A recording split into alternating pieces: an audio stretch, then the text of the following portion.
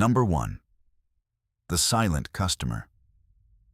I never believed in ghosts. Never thought I'd experience anything that would make me question reality. But working the night shift at this tiny convenience store changed everything. It was a small place, nothing fancy.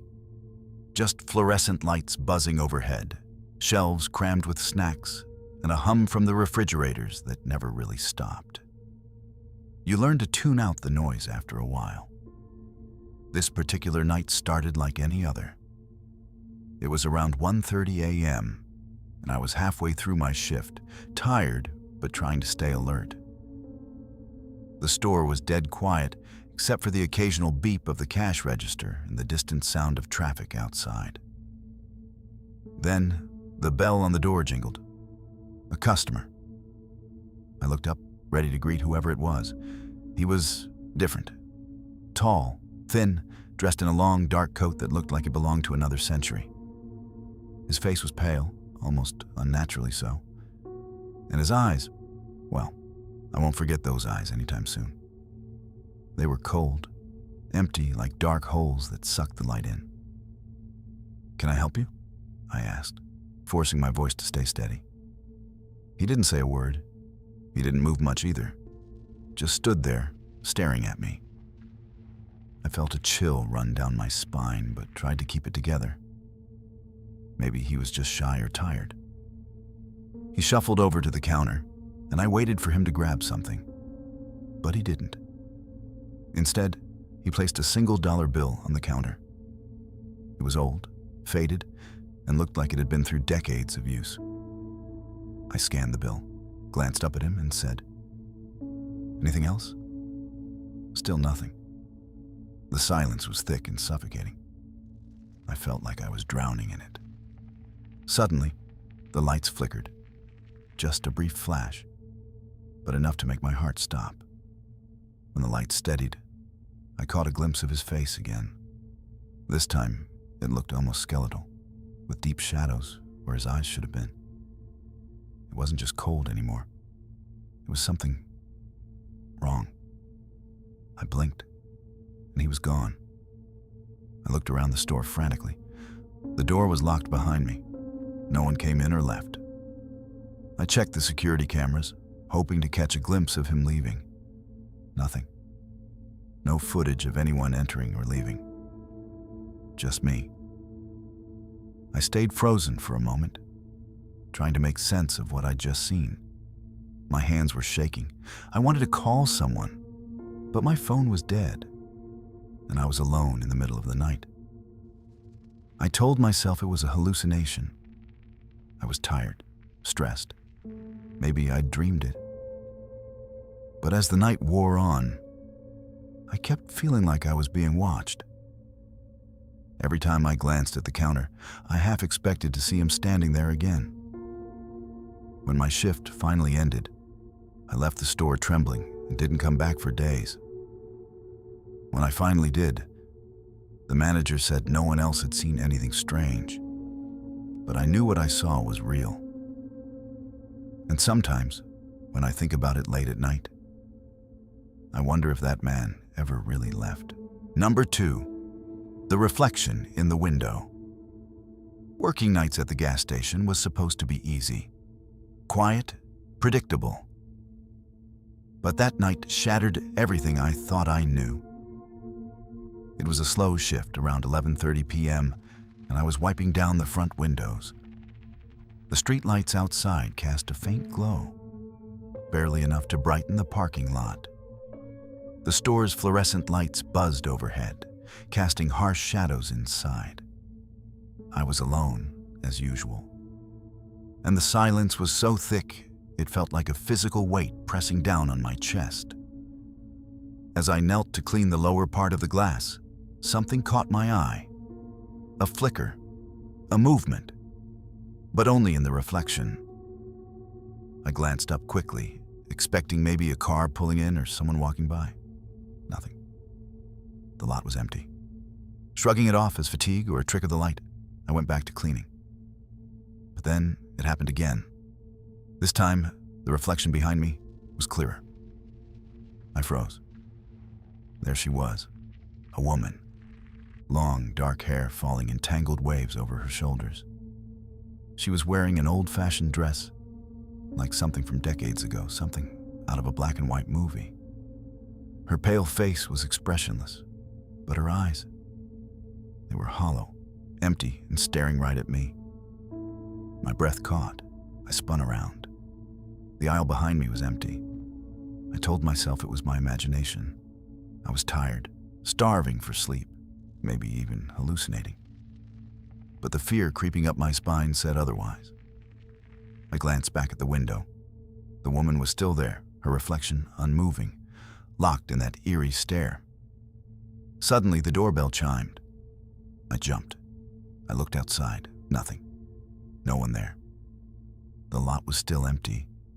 Confused and unnerved, I checked the security cameras. There was no sign of anyone outside. Then the lights flickered. Just for a second, but long enough to plunge the store into darkness. When the lights came back on, she was no longer a reflection. She was standing inside the store, right behind me. I whipped around, heart pounding, but the aisle was empty. I could hear my own ragged breathing echoing in the silence. I grabbed my phone to call someone, but it was dead. No signal, no battery. Panic set in. I ran to the back room and locked the door, pressing my ear against it, waiting for whatever it was to come through. Minutes felt like hours.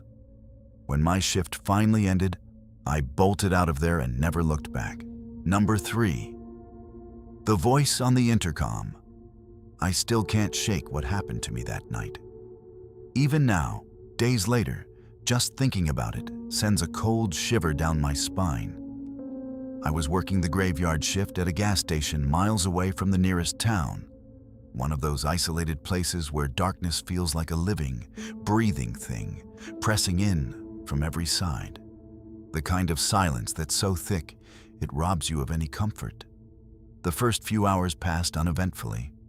I went about my usual routine, restocking shelves, wiping counters, checking the pumps outside. The only sounds were the dull hum of the fluorescent lights overhead and the occasional distant rumble of a car far down the road. The night was heavy with quiet, almost too quiet. Then, around midnight, the intercom clicked on by itself. The speaker crackled with static, and then I heard it. A faint whisper, barely audible, but unmistakably a voice. "Help me," it breathed. My heart stopped.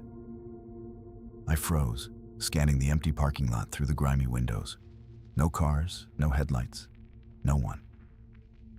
I leaned closer to the speaker, gripping the edge of the counter, trying to steady my nerves. The whisper came again, clearer this time. "Please, don't leave me here." My voice caught as I pressed the intercom button. "Hello? Who's there?" But only silence answered me. Every instinct screamed at me to run, but I forced myself to stay. I told myself it must be a prank or a crackling fault in the old intercom system. But the voice returned, louder, more desperate.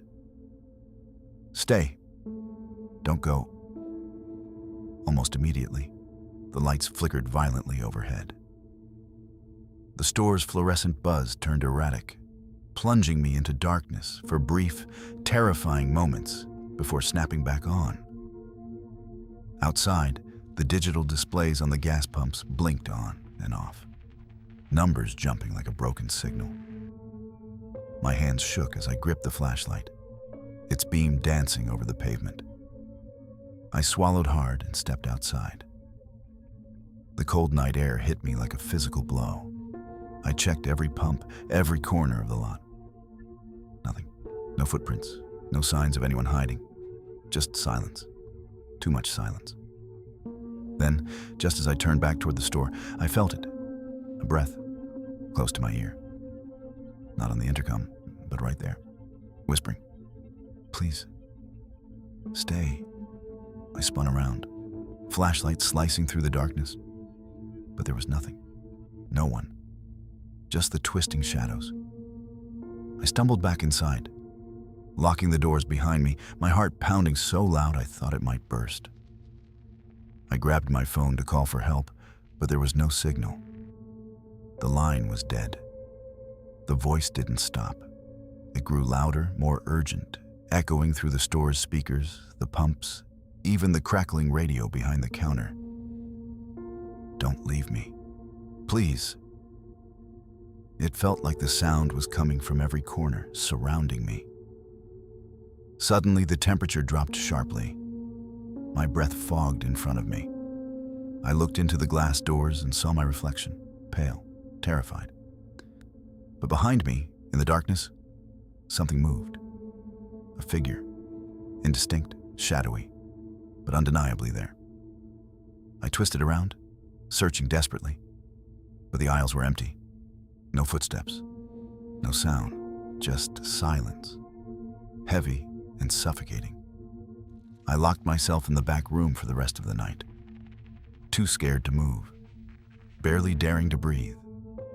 Every creak in the building, every flicker of the lights, every distant whisper made my skin crawl like cold fingers running over my spine. When dawn finally came, the voice stopped. The store fell silent and still, as if nothing had happened at all. But I knew better. I knew something had been there with me in that darkness, something that didn't want to be forgotten, something that was still waiting. I quit that job the very next day. I haven't worked nights since, and honestly, I don't think I ever will again.